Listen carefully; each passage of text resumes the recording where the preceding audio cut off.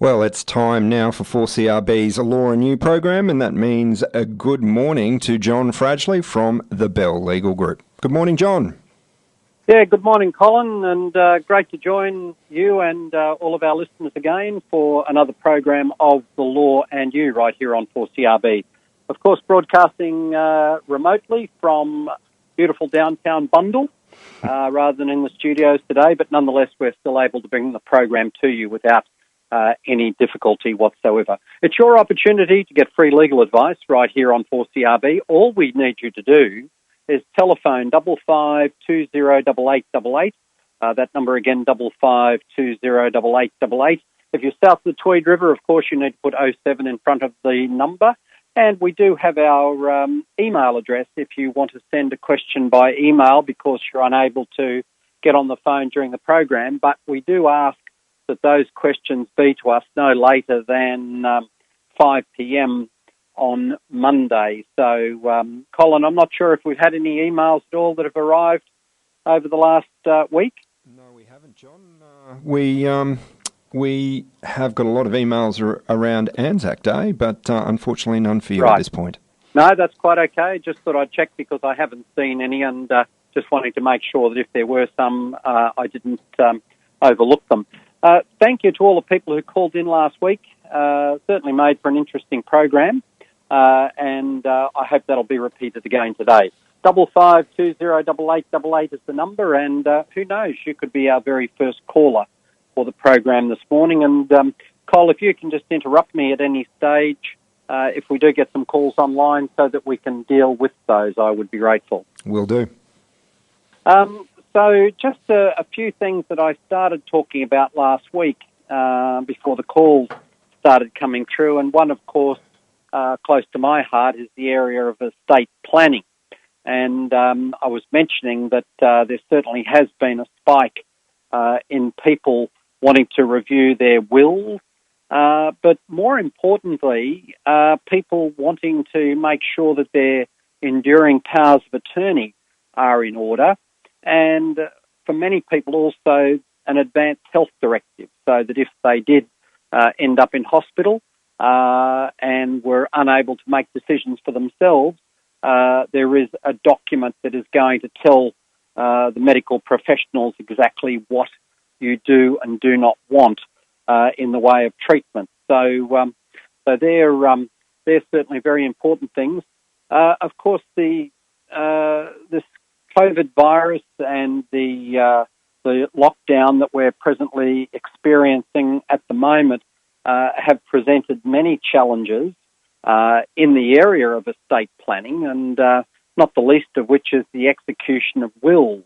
And I was interested to see that, in fact, on Tuesday, I think, or Wednesday of last week, the Chief Justice of the Supreme Court of Queensland signed a practice direction in relation to informal wills. And of course, as you may know, certainly in the Queensland and New South Wales jurisdictions, there is provision for the court to grant probate or admit to probate an informal will, and that, of course, is one for which the strict requirements for signing and witnessing have not been complied with. And this practice direction issued by the Chief Justice quite rightly recognises the difficulties that are confronting people at the present time and has simplified the process for the granting of probate of those wills. Normally it would require an application to go before a judge for the matter to be considered, but in certain circumstances now where certain criteria have been satisfied, the registrar of the Supreme Court will in fact be able to hear and decide these applications. And so that will certainly make the process of probating an informal will that has been executed during this time much easier. So that's certainly something very pleasing to see from the Supreme Court. And John, the other one, We have a caller on the line if you'd like to take a break. Certainly. Colin, who have we got there? We have Ruth on the line. Good morning to you, Ruth. Ask your question of John. Good morning, Hello, John. Ruth. How are you? I'm well, thank you. It's just a quick question. 12 days ago, my daughter went through mediation with her ex-husband, and everything was agreed at mediation. But now he's refusing to sign off on the orders because he said he has to make amendments. Can he now still change what was agreed? It was done via Zoom. Sorry? It was done via Zoom because, obviously, of the restrictions, the mediation. Yes. Look, Ruth, I can't tell you the answer to the question, unfortunately, because I don't practice in the area of family law. So I think it would be a question of, so the parties didn't actually sign off during the Zoom meeting. The terms were not reduced to writing and signed off at that time? Well, obviously they're in 4 different locations, but he agreed to everything, and so the lawyer his lawyer sent him the papers immediately and said, just sign off on them. And now he's refused to sign. He says, no, I have to make amendments. But we understood that what was agreed. Right. Well, Ruth, look, what I can do, I'll check with one of the family lawyers here in the office today, and I would be able to comment on that for you next week.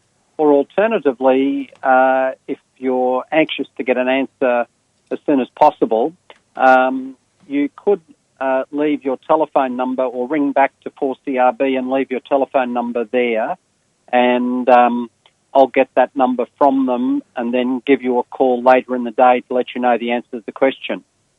I've just got something in the back of my mind saying that until the terms of the mediation are actually put into the form of a consent order, that they're not binding, but there's also something in my mind saying that if parties agree to terms, that there certainly, I know in proceedings in the Supreme Court, there is provision to bring an application for specific performance of the terms of the agreement that has been reached in settlement.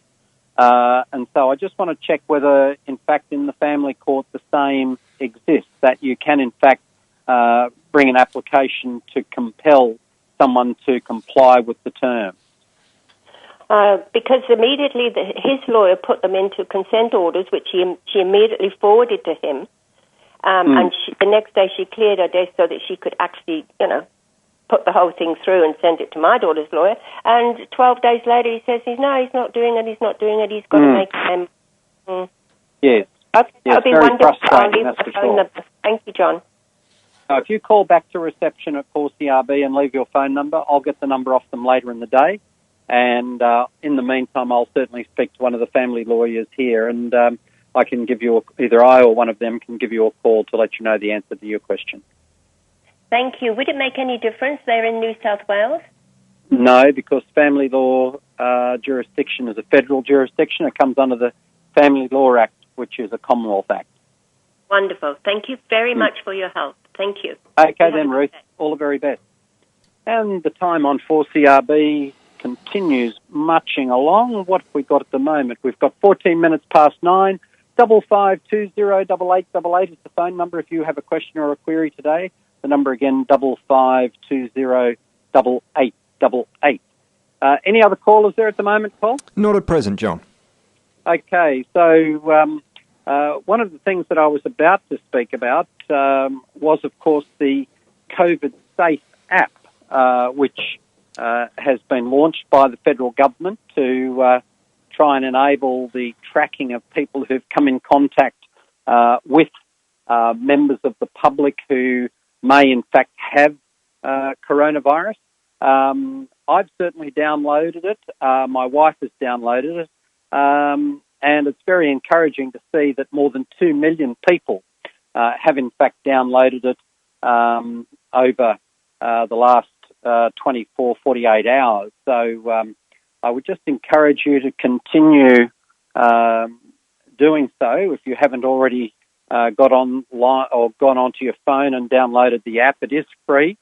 and I think the overwhelming majority of people whose opinions we should value are basically in favour of us downloading this app for the safety of the broader community. And so for what it's worth, my personal opinion would be that I don't believe that there is anything to fear from this app or as there is from any other apps that you may download on your phone. People download apps on their phone all the time with gay abandon, and one rarely, if ever, hears of any issues that have arisen through the downloading of apps. And this one, of course, is extremely important to our community. So may I encourage you to do that. Look, I've studied this app extensively, John, and at the end of the day, if you've used Google Maps, for instance, that helps you navigate around the Gold Coast and Brisbane, it gathers more information about you than this government app, and the government app only is utilised if you are diagnosed with COVID, and the doctors have the alternate application that can download the information off your phone, not the government. Yes, no, that's exactly right, Colin. I think that's what you're saying basically represents what I consider to be the common sense approach to the whole issue, that's for sure. Well, we have Terry on the phone, John, so... who is it? We have Terry on the phone, John, Terry. So I'll invite Terry to ask you a question of John. Good morning, Terry. How are you today? Fine, John. Thank you. Just a quick one. One of my neighbours had a bit of a problem with her neighbour. She lives by herself, but she's had this tree or hedge growing for about 10 years, and the neighbour leant right over the fence and cut them right back and sort of damaged them. Somewhat is quite a mess, actually, and she's concerned about it. And I'm not sure what's open to her to get them to correct it, or are they allowed to do that sort of stuff? Well, you certainly cannot lean over the fence and trim a hedge. You're entitled to trim the branches that cross the boundary line, but to lean across into her yard and trim back her hedge, and in fact, by the sounds of what you're saying, they've done a bit of damage to the hedge. Yes, they have. Yeah. So if that's the case, quite honestly, it's probably willful destruction of property, and it's technically a criminal offence that's been committed. So she would be entitled to get onto the police in relation to it and make a complaint. It may be the police won't be too interested in pursuing the matter and may try and say that it's a civil dispute between two neighbours. Is it in Queensland or New South Wales, Terry? Queensland. Yeah, okay. Well, the other option would be the Neighbourhood Dispute Resolution Act in Queensland, which deals with issues of this nature. Is your neighbour a little elderly? Yeah, she's a retired lady, yes. Yeah. Okay, so it may be better if I were to give you a telephone number rather than suggesting a website address. No, okay, I'm just going to... Sorry, I just missed that, Terry. I was just looking for a biro to write. Oh, right, okay. There's one here somewhere, I think. Okay, put the phone down for a second. Okay, so she could call the Department of Justice in Brisbane on 1300. 1300, yes. Yes, 366. 366. 430. Or you could take a look. Yeah, or you could take a look on the internet under neighbour disputes in Queensland, and that would probably bring up. They have a number of information sheets that are available, and you could, for example, she could bring an application under the Peace and Good Behaviour Act for something in the form of a restraining order to prevent the neighbour from repeating the act. But I think the other side of it is that she probably wants the neighbour to neaten up the hedge and undertake not to do it again. So get her to try the police in the first instance. If she's an older person, hopefully the police might have a little bit of sympathy on her and come around and, just have a quiet word to the neighbour about what they've done. And hopefully that might lead to a resolution. Okay. Right, John, thanks for your help. Okay, all the very best, Terry. And the telephone number is 55208888 if you have a question or a query, 55208888. We'll be back after this word from our sponsor. Exit Timeshare now. Yes, you heard right. Exit Timeshare now. For those wanting to become timeshare free and completely out of their timeshare contract, the solution you've been looking for is in Australia now. Whether you can't use it anymore, the kids don't want it, or you simply can't afford it, our Exit Timeshare team will cancel your timeshare contract. No more maintenance fees, no more stress, no more worry. Simply call the Exit Timeshare Now team on 1800 77 2227 or go to exittimesharenow.com. Another sponsor. And welcome back, John. Thank you very much, Cole. This is the Law and You on 4CRB. Our telephone number 55208888. That number again, 55208888. One of the things that has received a bit of publicity in recent times has been recommendations from many sources that people exercise extreme caution about accessing their superannuation. As you probably know, there is provision at the moment enabling people to access up to $10,000 of their superannuation during this COVID-19 if their circumstances have dramatically changed. And it's interesting to see that many people are coming out and saying that we should hasten slowly to consider accessing our superannuation, particularly younger people, thinking, oh, well, it's an easy fix and it's a simple solution, because the removal of that money from their superannuation at such an early stage in their working career can have a profound effect on their superannuation balance when they get to retirement. And I did hear the other day that the removal of $10,000 now for persons, say, in their early 20s or early 30s could have an effect of as much as $100,000 on their super balance when they get to retirement. So if you have children or grandchildren who are considering accessing their super as an easy fix to the current situation, might be an idea to just sit down with them and have a little bit of a chat or talk to them over the phone and just ask them to perhaps do a budget and look at whether there are some alternatives that may be available to them whereby they can manage to get through this crisis without the drastic step of accessing superannuation. So just bear that in mind. And John, we have Jim on the line for you. Okie doke. Good morning, Jim. How are you today? Jim, are you there? He should be. Hello. Yes, Jim, how are you today? Oh, not too bad, thank you. That's good. You've got to have your Bluetooth on all the time. Now, I'm an elderly person. I have hearing aids tied in with my phone. If I don't have the hearing aids in, I miss calls.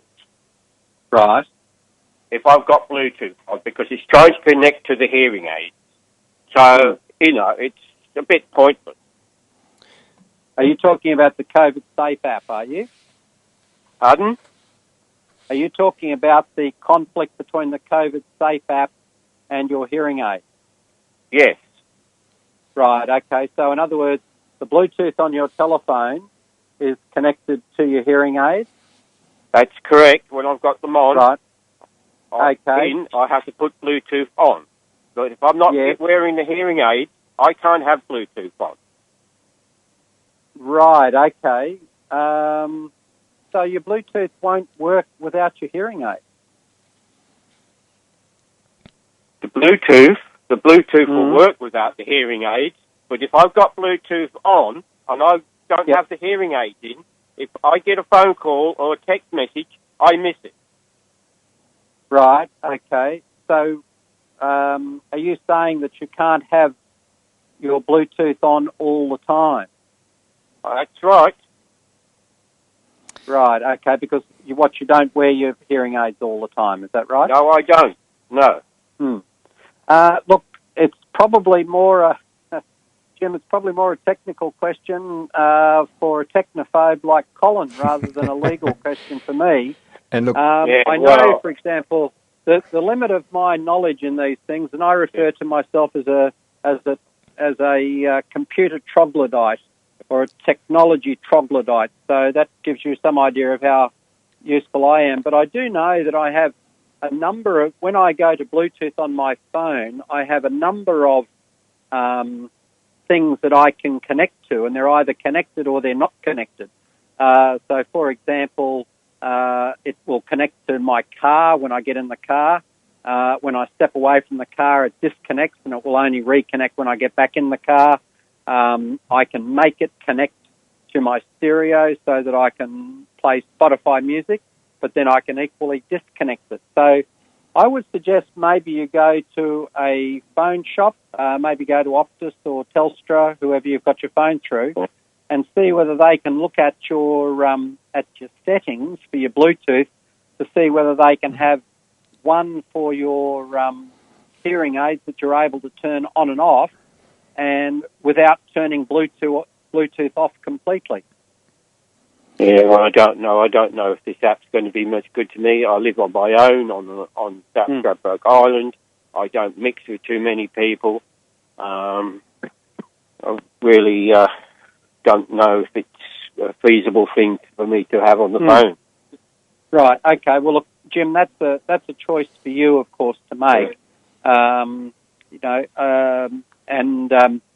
I think the fact, though, that you live on your own is not really the point. I think the point is that when you go out and shop, if you're in a shopping centre or even a little local shop and you come in contact with someone there who has the coronavirus, the purpose of the app is that they can then later notify you when that person is discovered as having the coronavirus that you were in contact with that person and therefore you should go and get tested.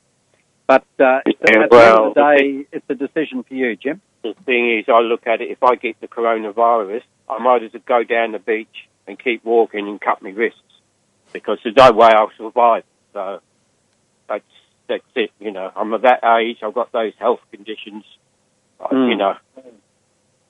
Well, Jim, all I can do is say that I hope and pray that you'll get through this okay. Fortunately, it seems like we're on the downward slope in terms of the curve, as they refer to. So hopefully it won't be an issue for you going forward. All right, then? I hope not. It's caused me a lot of problems already. Yes. Okay, Jim, all the very best. Okay, thanks. Time on 4CRB is 29 minutes past 9. Colin, we probably don't have time for any more callers. Is there anyone there? No, there's no one left, John, and yes, we're running out of time fast. All right, so thank you to all the people who've called in. Certainly many and varied calls today. First time I've been called upon to provide any sort of advice on technology, Colin. And you did very well, John. Very well. I probably should have deferred that question to you, I think. Do you know what? I wouldn't have handled it anywhere near as diplomatically as you did. Oh, thank you for that. I'm John Fradgley from the Bell Legal Group. It's been great to be with you this morning for another program of The Law and You here on 4CRB. I'll look forward to being back with you again next week. Thanks to my panel operator, console operator, Colin. And until next week, as always, it's goodbye and God bless.